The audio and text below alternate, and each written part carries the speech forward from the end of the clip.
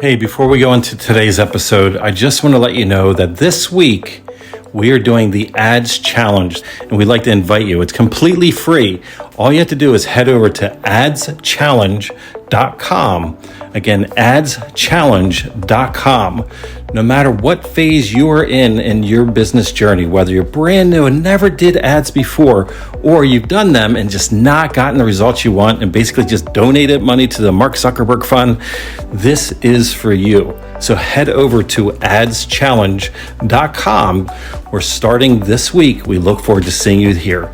So come over to adschallenge.com.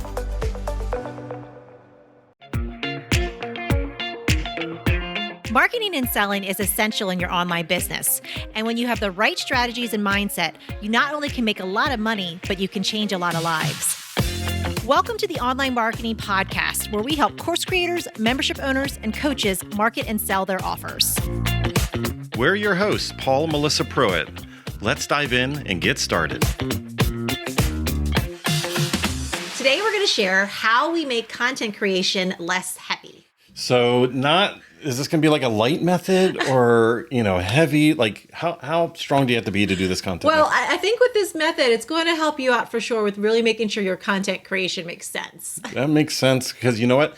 We use heavy a lot. And I have to say, that's something that we didn't do correctly years ago. Man, did we make things complicated? We just didn't have systems. We didn't know any better. And I remember the first time, we had a podcast years ago, 2014, 15-ish or so. And that was the most complicated process that we put in. And it wasn't actually recording. It was all the other stuff. It was really complex and complicated. I remember many a long night of getting all the show notes together and all the downloads of the podcast together for the freebies and stuff. It was a lot of work. and you know what? It's we launched it. It would go out on Monday, and then Melissa's Sunday night would be ruined because that's what she would be doing. It's we put it off. It's like homework, from back in grade school. Yeah. You got to study for the test the night before. So you go out and have fun. You just live life, and then you're like, crap. Thursday night, you're like, it doesn't work out great. Yeah, and I know we've been talking a little bit about ways to make things a little bit easier for you. And one of the things that we do is batching. Batching is where you sit down and you create a lot of content all in one setting. But batching isn't really the only method that we use to streamline our content creation, because this is really all about being intentional and figuring out ways that's going to make sense in your business so it's less heavy. Yeah. And in order to batch, if you think about it, there has to be some preparation, some research, certain things that you can do ahead of time. Because again, it's being intentional. You're going to have that through line throughout your content that is going to be very purposeful. And it's really going to tie in. And this is what I think is really key is if you're list building, the content itself is linked with your list building. So we want to be more intentional and purposeful as far as the topics we talk about, the tempo of how we talk about those topics. We're going to be intentional in guiding people into just not consuming our content, but coming a little bit closer into our world by actually opting into our world and getting on our email list, or maybe listening to a podcast, or tuning into Facebook Lives, or whatever that next step is. Yeah, we don't want to just create content to create content. Now, I will say there is a time and a place that if you want to be spontaneous with your audience and put something fun out there and something wacky and quirky, that's totally fun because it gives your audience a chance to get to know you as an individual and create that connection. But at the end of the day, your content really should be very intentional. And again, you're leading people down a path towards your offers, towards the next step. And if you're not intentional with that, then your audience is going to be lost. You're lost. Everyone's lost. No one likes to be lost. So give them a clear path of where to go. And I have to say, I'm going to circle back again. It's taking us years to really refine this process and to get our systems in place. And we did not do this initially. I just would remember, I would give Melissa a lot of credit because years ago, she would be way more consistent than me. I just did not want to wake up every day and produce content, to put out in the world. I wanted to just purely help people and help them move the needle. And I'd rather spend the time and space doing that versus producing randomness. And Melissa was very consistent many years ago. She would go and do something, but then we'd have this little weird moment afterwards because she would put something random. But at least it was something, right? She put something random out. And then when she got done, she was very proud and went the proverbial virtual pat on the back for it. And I was just but what's that have to do with anything with our offers? That was cool, but what does that have to do with our offers? Or what does that have to do, with anything? And it's something I think a lot of us are in that space, And as Melissa said, there is time and space to do that. But if all your content is that way, then what happens is people don't think about it. Like we follow certain artists, like musicians or art, because they have a certain consistency, a certain style, a certain vibe, right? There's those consistent threads.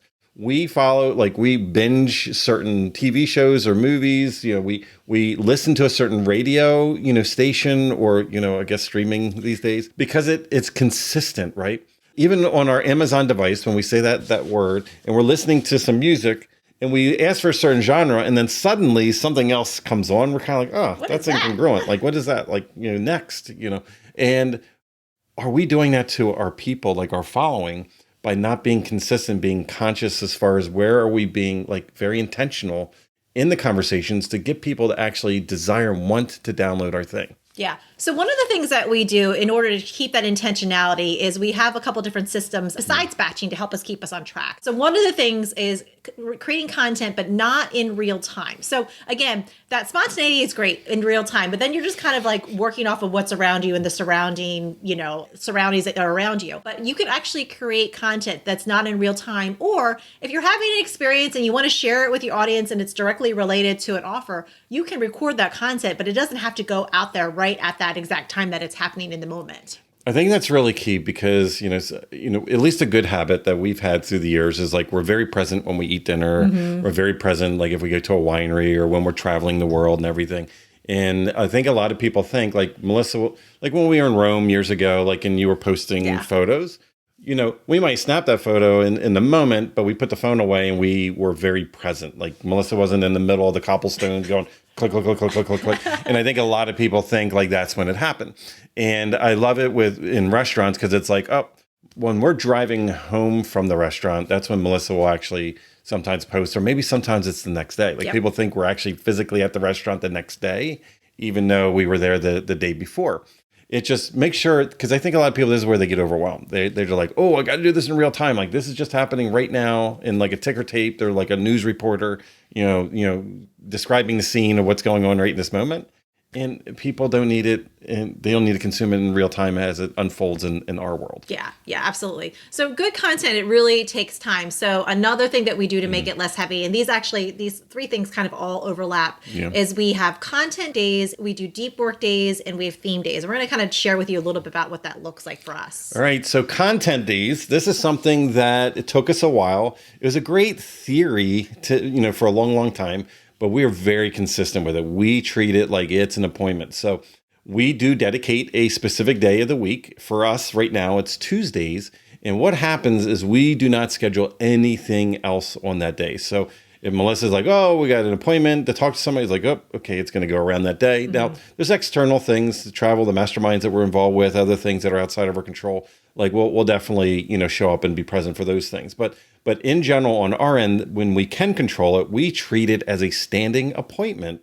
And I really want you to think about that, because if you had an appointment for a doctor, or if you had a standing appointment with like a school or lesson or something like that, or a client, you wouldn't interrupt and move that appointment around constantly. Like you would show up for it. And if you think about your content creation, that's what's going to build your influence. That's what's going to build your list. This needs to be treated the same way, the same amount of importance. So for us, again, it being very open, very clear, like it's taken us a while to get to the point where it's been very consistent. And I had to say that was the point when I let go of the calendar and you controlled it. Yeah, pretty much. And going along with those content days, we also consider those deep work days. And what that means really is that, again, it's a very focused day. Now, content days for us, the deep work can be recording the content, but also we separate it out. So deep work, a big piece of creating content for us is actually sitting down and mapping out the content. Again, remember talking about being intentional with it. So writing it all down. We don't just sit down here and just spout things off. There's a process beforehand where we actually have to write things down. And again, thinking about where we want to take our audience to, leading them down that path. So that deep work day, there might just be a content day where we're just writing things down and mapping out what the content looks like. Then on another day, a whole other different day, might be recording the content. Yeah, and the concept of just doing a content day in general really came out of an idea that you learned along the way, which were theme days. Mm-hmm. And that's where you're very intentional, where you can look at a very specific day. It could be during the week, it could be ongoing, or it could just be a monthly theme day. But it's really where you're focusing on that one topic, that one thing. Now, sometimes you have a theme day. I would say it's almost like you're dedicating that entire day to build out a sales page. Yes. So you're not answering the phone, you're not answering emails. We don't have client calls that day. Like you don't allow all the distractions. So you're deep working inside of that day. But a lot of us, we're doing all the things every day, getting overwhelmed, constantly because we're trying to spin all the plates every single day of the week. And I have to say, like in a whole different context, like years ago in my real estate company, we cut checks on one particular day of the week. Because we used to, one of our admins that was responsible to cutting all the checks, they went crazy because they needed checks like 24 hours a day, 7 days a week. So we got everybody like the equivalent of a theme day just to get sanity is like, okay, you need to get your request in by this day and all the checks in the company. We had 8 offices. So it's like that came out of a corporate office, a 9th office, where then all the checks in one day got distributed the next day. And the system just made things so much more relaxed because it's hard to start back up and shut down, like all the things that we need to do. And when we get overwhelmed, a lot of us get paralyzed and we don't get anything done. And we kind of like tune out. We put our sand in, head in the sand and just like tune out. And then we're really overwhelmed, really, really complex and complicated and stressed out later on. Yeah. And there's a lot of studies actually out there about the brain and how much energy it takes to switch from one task to another. That in itself, it's a lot of energy that we're expending. So again, when we can have these days where we're super intentional and focusing in on one task, we actually get into a flow and get a lot more done. So as you're thinking about creating content to build your list, think about how you could be more intentional with this, whether it's having a day specific to content or theming out your days, but getting into a flow with that, it's certainly going to help you with, again, creating awesome content, batching ahead, and again, with the intent of being intentional with your content for your audience. Yeah, so if we think about all this, it would be really awesome, Melissa, because we take this for granted. It's something we've done the trial and error through the years. We've done systems and processes that didn't work, that just actually made things more complicated and overwhelmed. We tried things and they worked for a while and they just weren't sustainable. And we have some tips. We have some recommendations, some ways to be able to help people save time in their content process, because this is all about list building. And the only way you're going to list build is if your content is in tune with your audience and they desire what is going to be on that list builder. So did we put together a nice little resource that kind of helps people shortcut all the things that we've lived through, the trial and error through all these years? We did. Of course, we're going to make it super easy for you. So we created our time-saving content creation tips for list building. And this PDF is really going to help you out with that, give you some tips, things that we do as well that you can start to incorporate in your own processes. So we'll have the PDF. It's in the show notes. Go to the show notes, download that, and then you can go ahead and get started with creating some awesome content and getting into that flow so that you can be super intentional with your audience. Yeah, I love today's topic because, again, it's all about making things less heavy. It's something that this is, I think a lot of us feel weighed down when it comes to content creation.